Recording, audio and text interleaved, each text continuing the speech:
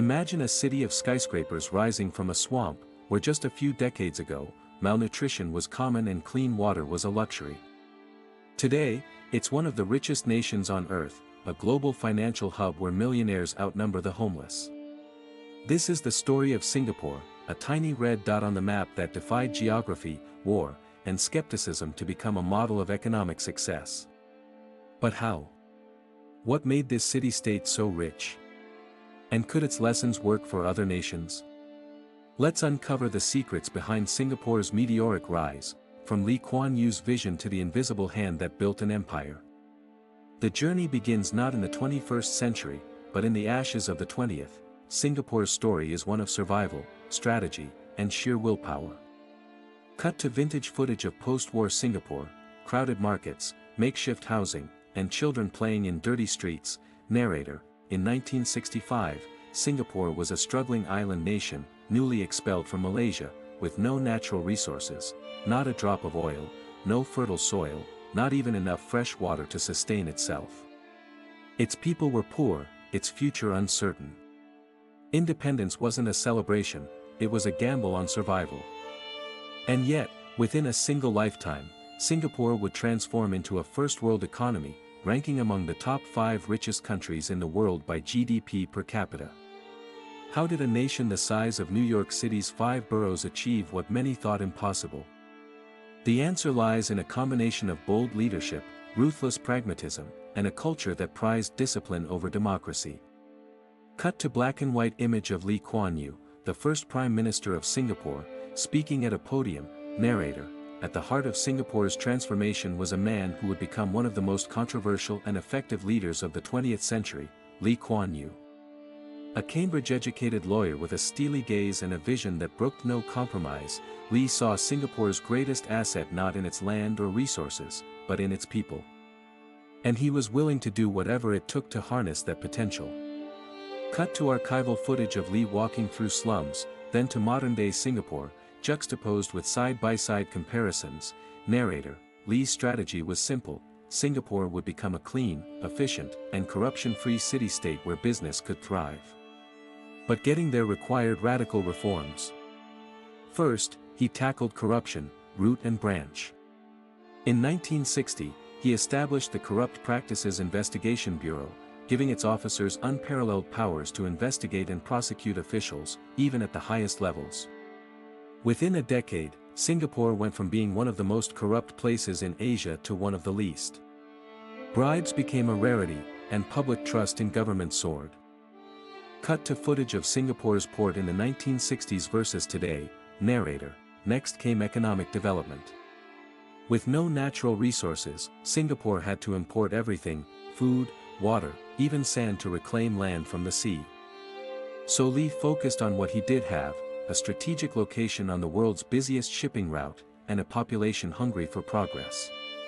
He courted multinational corporations, offering tax incentives, world-class infrastructure, and a stable political environment. By the 1970s, Singapore was already a manufacturing powerhouse, churning out electronics and textiles for global markets. Cut to modern-day Changi Airport and Financial District.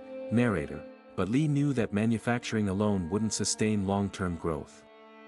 So he bet big on education and skills. Singapore's schools became some of the best in the world, with a curriculum designed to produce not just workers, but innovators. At the same time, Lee invested heavily in infrastructure, from the world's first underground water reservoir to a bullet train system that would one day connect Singapore to Kuala Lumpur. Every dollar was spent with one question in mind: will this make Singapore more competitive? Cut to footage of strict traffic rules, then to a bustling MRT station. Narrator: yet perhaps the most controversial, and effective, aspect of Singapore's success was its social engineering. Lee believed that freedom without responsibility was chaos, and so he implemented policies that prioritized order over individual liberties. Chewing gum was banned, to keep streets clean. Smoking was restricted to designated areas. Even the chewing of betel nut, a common habit in neighboring countries, was outlawed. Littering? A hefty fine. Jaywalking? Same. And traffic violations? Extortion-level penalties ensured that Singapore's roads remained some of the safest in the world. Cut to side by side, a dirty street in Jakarta versus a pristine street in Singapore. Narrator, critics called it authoritarian. Supporters called it pragmatic. But the results were undeniable. By the 1990s, Singapore was no longer just a developing nation, it was a global player. Its port handled more cargo than any other in the world. Its financial sector became the gateway for Asia's wealth. And its people enjoyed standards of living higher than most Western nations.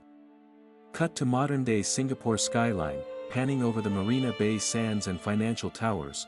Narrator, but wealth didn't come without sacrifices. Singapore's model demanded a trade-off: security over freedom, stability over dissent. Opposition politicians were sidelined. Media was tightly controlled. And while the country ranked among the top in education and healthcare, its press freedom index ranked near the bottom. Was this the price of prosperity? Or was there another way?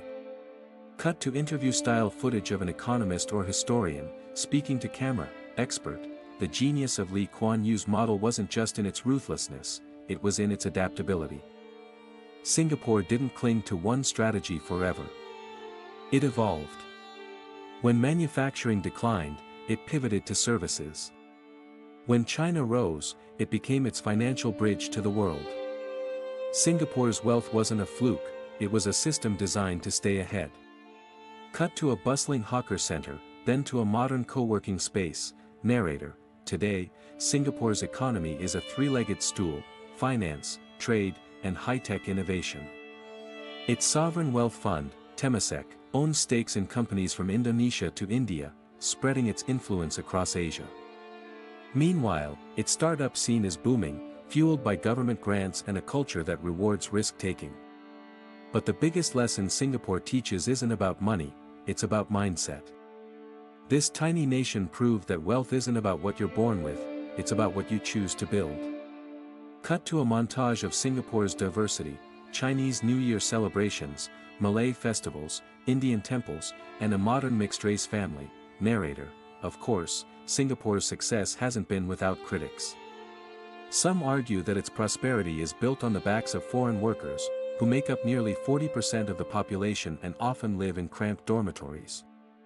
Others point to its housing policies, where citizens are funneled into government-built apartments, creating a rigid social hierarchy. And then there's the question of democracy: how much freedom are people willing to trade for stability? Cut to a protest scene, then back to a pristine park. Narrator, love it or hate it, Singapore's model forces us to ask, what's the true cost of wealth? Can a nation truly be rich if its citizens aren't free? Or is the trade-off worth it when the alternative is poverty and instability? Cut to a time-lapse of Singapore's skyline at dusk, lights twinkling like stars. Narrator, as the sun sets over Marina Bay, casting golden reflections on the calm waters, it's hard not to marvel at what this little red dot has achieved. From a swamp to a superpower, not in centuries, but in decades. Singapore's story is a testament to the power of vision, discipline, and an unshakable belief that the future can be shaped, not endured. Cut to a close-up of a Singaporean passport, then to a plane taking off from Changi Airport. Narrator, so, could Singapore's model work elsewhere? Some nations have tried. Dubai, Rwanda, even parts of China have borrowed from its playbook. But success isn't just about copying policies. It's about adapting them to fit a nation's unique culture and challenges. Singapore's real lesson isn't in its wealth, it's in its willingness to do whatever it takes to get there. Final shot, a young Singaporean child looking up at the city skyline, then cut to black. Narrator, as we look to the future, one thing is clear: Singapore didn't become rich by accident. It became rich by design. And in a world where nations are racing to catch up, its story is a reminder that prosperity isn't a gift, it's a choice. Pause. Then, softer tone. Narrator, so, what do you think? Is Singapore's model something other nations should emulate?